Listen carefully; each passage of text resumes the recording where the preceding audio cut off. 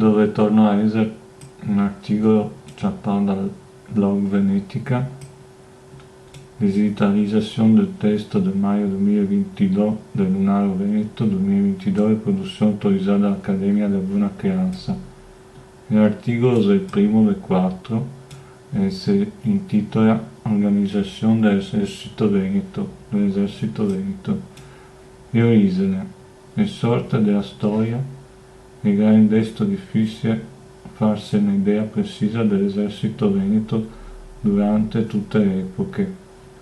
Una storia di tutto inizia a fine del Settecento, quando che l'invasione napoleonica e a Gadespa e Ciapparento tutto quello che restava delle forze armate venete, compresa anche la memoria. Verso la fine del Settecento il Senato ebbe a riorganizzare l'esercito della Serenissima Repubblica di San Marco con concetti più pratici e moderni. La Serenissima inter 1788 aveva per mano un esercito composto su passò di 30.000 unità, con la possibilità di crescere nel numero doparando le milizie locali definite anche Cernide.